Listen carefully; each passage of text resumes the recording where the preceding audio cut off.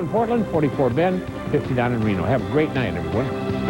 KATU's Weather on the Hour is brought to you by Teplic Laser Surgery Centers. Your vision for the future.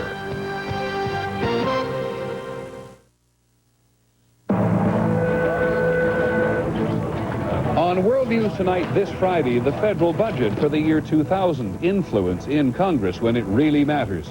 At Texas A&M today, a lot of second guessing. A computer the size of a speck of dust, another wonder of technology on the cutting edge. And quiet, insistent disobedience from the seamstress on the bus.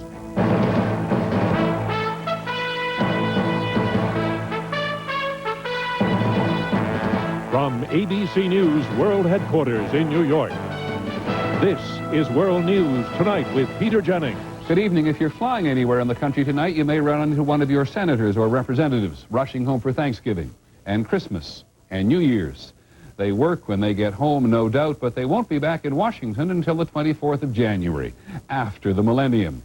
ABC's Linda Douglas reports the mood on Capitol Hill was positively giddy. And because they are going home, we know they have made a deal on the enormous budget for fiscal year 2000. $150 billion to pay back part of the national debt. $926 million to pay U.S.-backed dues to the United Nations. $35 billion to increase funding for education. $900 million to pay for more police. And a relatively small 0.38% across-the-board spending cut for every federal government agency. One of the things that politicians will certainly talk about when they get home is how well they did for the district. ABC's John Martin tonight with how well some of them did. In southeast Alaska, these 4 towns will get $22 million in emergency relief for the closing of timber mills. What's wrong with that? Well, the mills closed 4 years ago, and the towns got $110 million then to tide them over. One town used some of that money to lobby for more, so their man in Washington, Senator Ted Stevens, put in for it. There's more. This private Alaskan aquarium will get $5.5 million for construction. It was supposed to pay its own way, but ticket sales are low, so you get the bill. In all, Alaska will receive hundreds of millions of dollars in special deals tucked away in the budget. There clearly are abuses, but it won't be limited unless it's limited by the leadership of the party in the majority in Congress. One leader, Trent Lott of Mississippi, accepts few limits, steering a series of military and research projects to his state worth $471 million. Many follow Lott's lead to the tune of billions of dollars in special budget deals. It's Alaska, it's Pennsylvania, it's Texas. There are several states that have an inordinate amount of pork that's coming back to them. Congress has one more deal for itself. It had said it would cut its own pay to share the pain, but at the last moment, it decided to take the money after all. There's another way to look at this. If you add up all the money they've agreed to spend on special pork barrel deals, it is more than what the President and the Congress have been arguing about cutting from the budget for the last 7 weeks. John Martin, ABC News, Washington. In Washington today, the chairman of the National Transportation Safety Board said that some of the speculation about the Egypt air crash in the media is flat wrong. Indeed, there's been quite a bit of conflicting information about what exactly is on the tape from the plane's cockpit voice recorder. And this is what investigators are struggling with. Here's ABC's Lisa Stark. In this windowless room, investigators demonstrate how they listen word by word to the voices from the cockpit of Egypt Air Flight 990. Sources close to the investigation insist they still have no evidence pointing to anything other than a deliberate act. But objections by the Egyptians, a close U.S. ally, have slowed the move to transfer the probe to the FBI. We all agreed that more work needed to be done before we reached the threshold of asking the Federal Bureau of Investigation to take the leadership of this investigation. Egyptian and U.S. investigators are listening to sound on each of the 4 channels of the voice recorder. One microphone on each pilot's headset, one on a jump seat headset, and an area mic overhead. The NTSB has purchased Arabic software and an Arabic keyboard as translators working for the Egyptian government, for the NTSB, and for the FBI concentrate on figuring out each Arabic word and then agreeing on the translation. This process takes time, but investigators will work through the weekend, and by next week, the NTSB hopes to be able to characterize some of the comments on the tape. Peter? Thank you, Lisa. Been a long week for that investigation.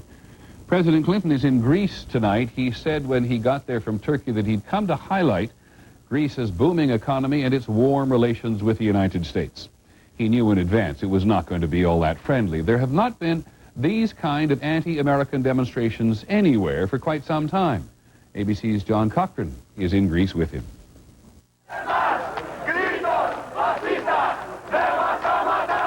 Demonstrators timed their protest for the start of the president's trip. Just as he was stepping off Air Force One, the demonstrations were heating up several miles away. Thousands of protesters attacked banks and expensive shops in the heart of Athens. Anti-Americanism is nothing new to Greece, but it was even easier to gather a crowd this time because of widespread anger at President Clinton for launching air attacks against Serbia earlier this year. Many Greeks feel an affinity for Serbs who, like them, are Orthodox Christians.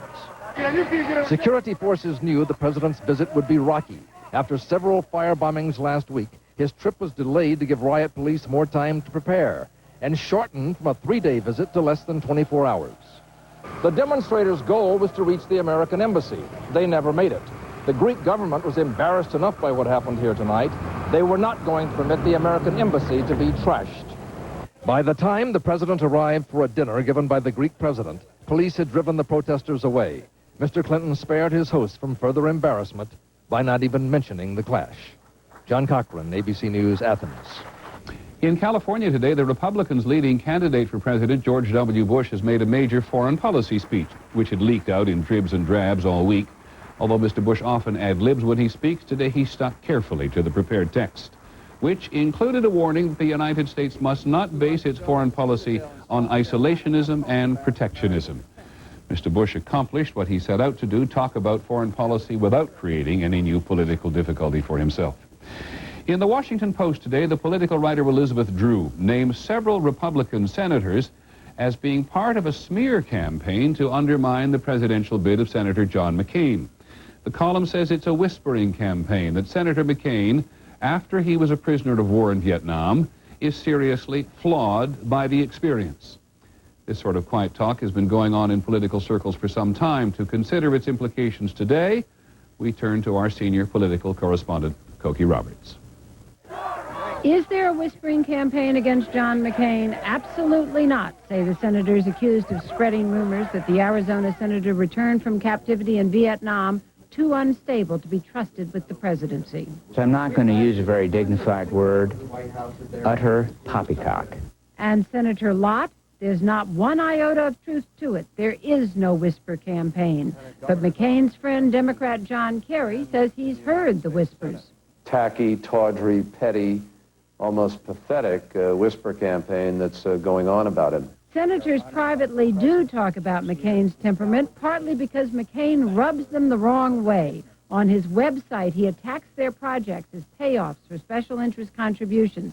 That infuriated Utah's Robert Bennett. The issue here is whether or not a member of the Senate has a right to know, when he is accused of corruption, the details of that corruption. The senator is incorrect. I did not accuse him of being corrupt. So, no apology nor withdrawal is warranted. Do not suggest corruption unless you have evidence of corruption. It demeans the Senate. That's testy talk for the usually oh-so-courteous Senate, and McCain's made it worse on the presidential trail, using charges that he has a temper to his advantage. My friends, I get angry when we spend $350 million on a carrier the Navy doesn't want or need. A carrier to be built in Majority Leader Trent Lott's state.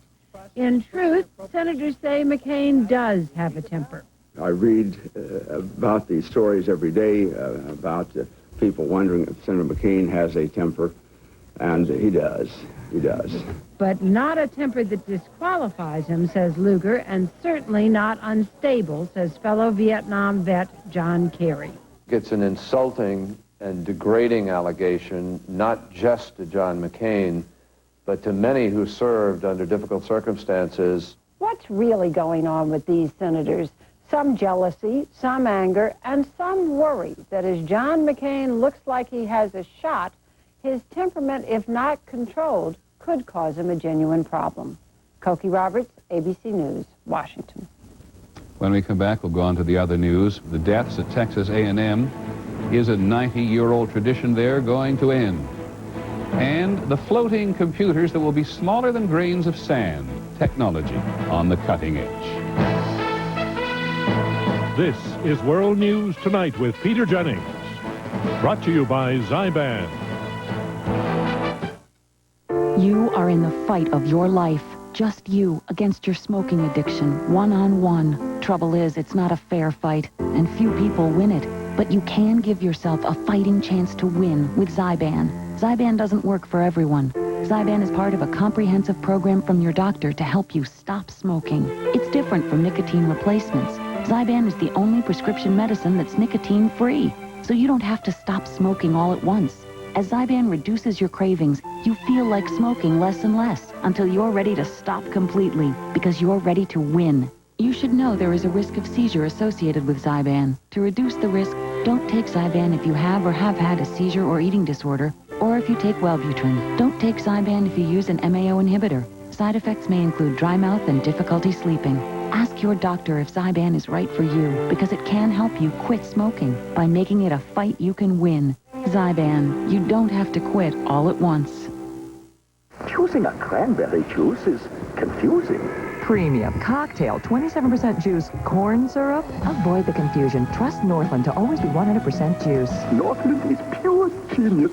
Northland, always 100% juice.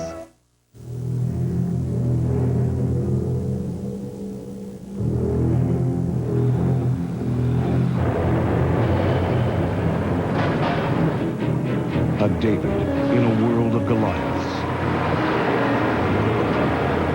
Chevy Malibu. With an awesome V6 standard, it has power you can depend on. Chevy Malibu will be there. Max is a mighty dog. That's why he gets new Mighty Dog carved beef and gravy. Tender slices and savory gravy to give Max all the energy he needs. New Mighty Dog carved beef and carved beef with pasta. Mighty Dog from Friskies. We know tonight that in Texas, 11 young people died trying to build a giant bonfire before the big football game on the Texas A&M campus. The question is, how could something that students have done for so long end so badly? Here's ABC's Mike Von Frem. Working under searchlights, rescue teams uncovered the last two bodies at 2 this morning. Freshman Michael Ebanks and sophomore Miranda Adams. By sunrise, the rescue teams were gone. Many students took time before classes today to say a prayer and lay flowers. Jenny Calloway was working on logs 20 feet above ground. She escaped with bruises, but many of her friends were trapped. We just tried to comfort them and let them know that we were there and just tried to talk them through it. This is a home video taken just 2 days ago when the bonfire had reached the 4th level. The students are in charge of the construction. These photos show students setting the center pole and scaling to the top of the structure. The pole is 100 feet long and spliced together. Many students say they heard it snap, and today investigators were taking a close look at every inch of the center pole. The splice would certainly be a focus of the investigation, as is the entire pole. The school says it is conducting a thorough investigation, and many here fear the 90-year-old bonfire tradition will be permanently ended as a result. Today, a parent whose son is hospitalized with serious injuries from the accident made this plea. My son, from his bedside, wants the bonfire to burn. He's willing to go rebuild it in its present condition. This is a school steeped in tradition that the students here want to honor. It's one of many reasons this accident hurt so much. Mike Von Frem, ABC News, College Station, Texas. We learned today that the government and Microsoft will attempt to negotiate a settlement in their antitrust dispute now that a federal judge has found that the company, Microsoft, abused its monopoly power. The judge has appointed a mediator. On Wall Street today, the Dow Jones Industrial Average was down more than 31 points to close at 11,003. On the NASDAQ, stocks were up more than 22 points. When we come back, the constantly shrinking computers. Technology on the cutting edge.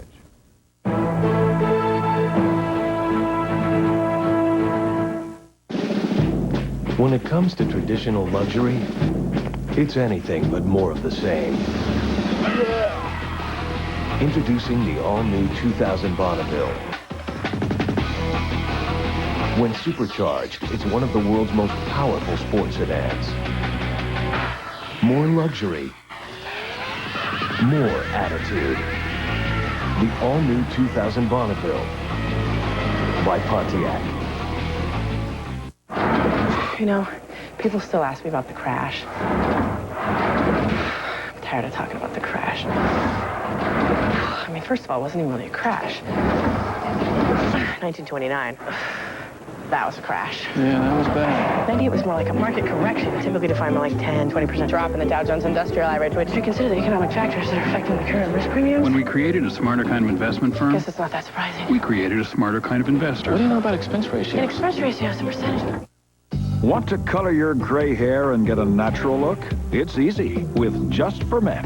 You look so natural, no one can tell with Just for Men. No one can tell with Just for Men. Simply shampoo in Just for Men, and in 5 minutes, rinse.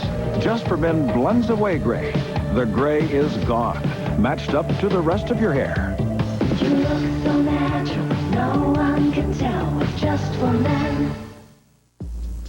What if you could treat wrinkles like an expert would? With RoC, the #1 anti-wrinkle cream in France, you can. Developed with dermatologists, RoC's pure and active form of vitamin A works deeper, inside skin surface. In a 12-week study, the appearance of fine lines was reduced by 86%, wrinkles by 42%. Something more superficial beauty treatments could never promise.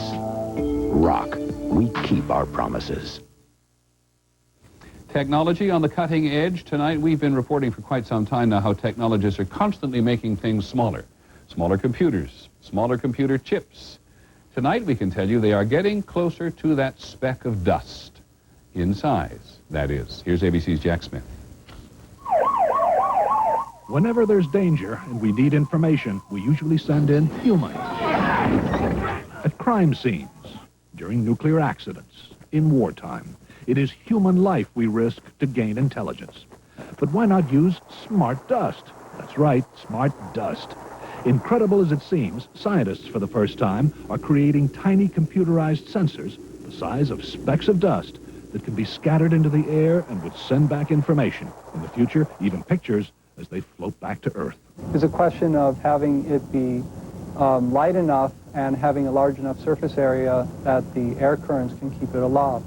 Look at that. They can even track it as it's moving. Researchers at the University of California have built a prototype the size of a matchbox that contains temperature, barometric pressure, and humidity sensors and has the same computing power as this IBM desktop did 15 years ago. There's nothing in this thing that we can't shrink down and put into a cubic millimeter volume. And so our next generation attempt at that is this little thing right here. The new prototype is the size of an aspirin tablet and will get even smaller. In the time frame of a year, we should have our first working prototypes that are the size of a grain of sand. There's the actual signal flashing right there. Smart dust particles will be able to send back information using a minute laser like this one that has already been tested, transmitting data 13 miles across San Francisco Bay. Because the Pentagon is paying for the research, smart dust would at first have mainly military uses. Distributing a network of these sensors all around the desert in Iraq, for example, and looking for Scuds or looking for biological weapons. Smart dust might have confirmed whether the Sudanese pharmaceutical plant the U.S. bombed 2 years ago really was making chemical weapons. But it could also be scattered from planes to check the weather inside storms, warn jetliners of air turbulence, discover almost anything where humans cannot risk going. The power of a PC in a speck of dust. Jack Smith, ABC News, Berkeley, California.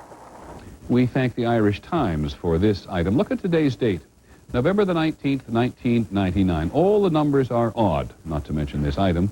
All the numbers, the numerals, won't be odd again for more than 1,100 years on the 1st of January, 3111. It'll be a Sunday. When we come back, the modest act of protest that inspired a nation.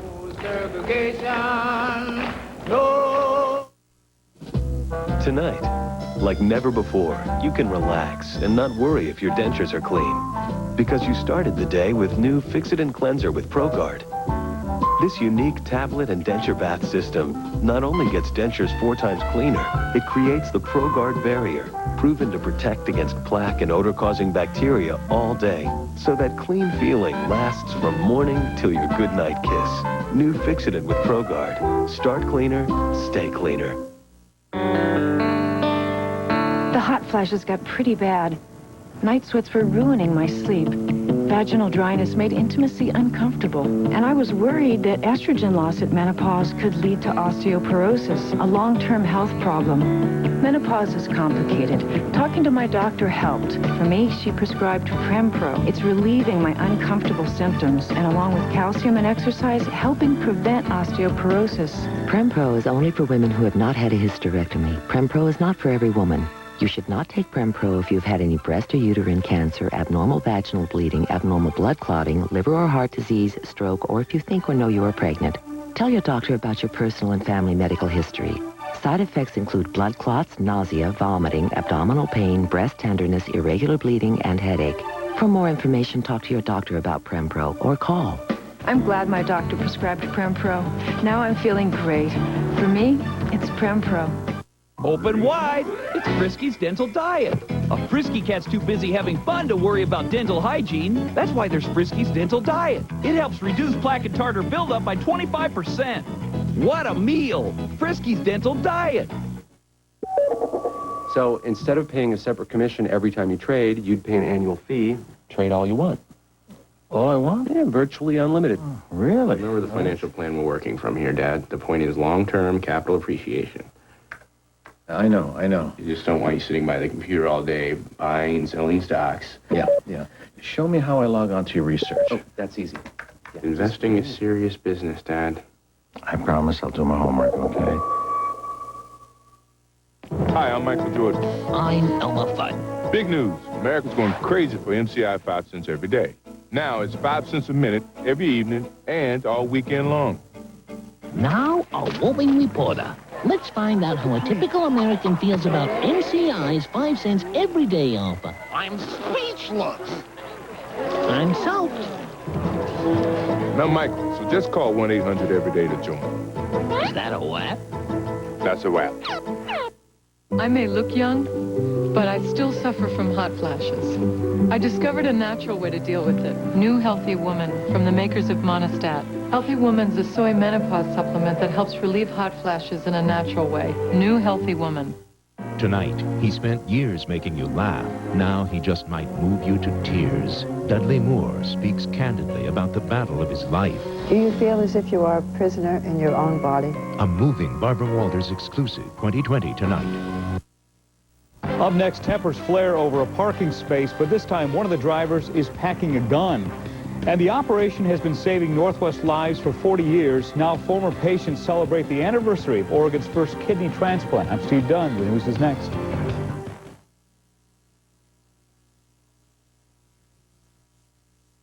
Anyone who's familiar with history or even knows how little it takes to set off a riot or a disaster knows well it can be the smallest incident which changes the course of history.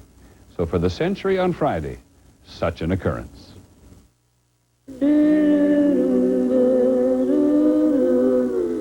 Tonight, the Montgomery bus boycott.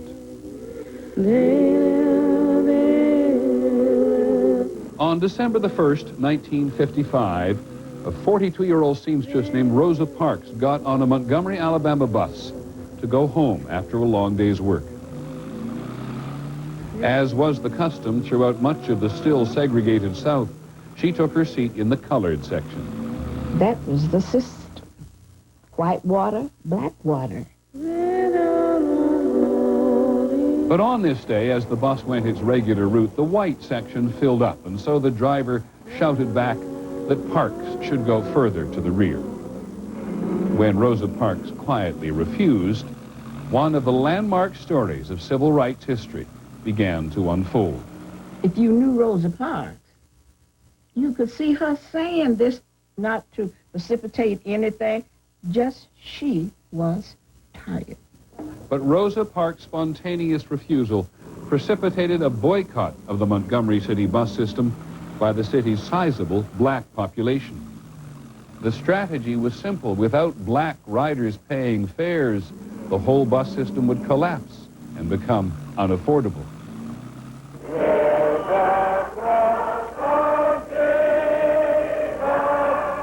The black community called upon a young minister to lead them, Martin Luther King, Jr. Eventually, segregation in public transportation will pass away. He was young, very young, but the boy was maybe a boy from looking without. Within, he was a man of the times. In the fledgling boycott, King saw the opportunity to make a larger statement about the treatment of American blacks in general. We, the disinherited of this land, we who have been oppressed so long, are tired of going through the long night of captivity.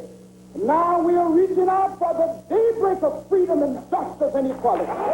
Knowing that the boycotters would face threats of violence, Dr. King suggested passive resistance, non-violent action. He directed them to be patient, to be warriors, silent warriors. And they would be. More than 20,000 boycotters formed carpools, hired taxis, or simply walked to work. The police harassed the boycotters, stopping cars in search of a violation, any violation, that might undermine their movement. After 2 months, Dr. King himself was arrested for going 30 miles an hour in a 25-mile-an-hour zone. But when a crowd of supporters gathered around the Montgomery jail, he was quickly released. Shortly afterwards, King's house was bombed. This time, his outraged followers went looking for revenge. Dr. King told them to back off. Violence is self-defeating, but he who lives by the sword will perish by the sword. After 381 days, the Supreme Court ruled that segregation on buses was unconstitutional. Soon afterwards, Martin Luther King boarded a Montgomery bus. "Is this the Reverend?" asked the driver. "That's right," said Dr. King. After depositing 15 cents in the coin box, he took a seat in the front of the bus. The civil rights movement of the 20th century had achieved one of its crowning triumphs, a story that owed much to the quiet will of a simple seamstress who said, "Enough," one cold December afternoon. There is much more on Rosa Parks and the civil rights movement on our website, thecentury.com. That's our report on World News Tonight, 2020 later. On Nightline this evening, how a magazine cover photograph reunited a father with his family after he was told they were killed. I'm Peter Jennings. Have a good weekend. Good night.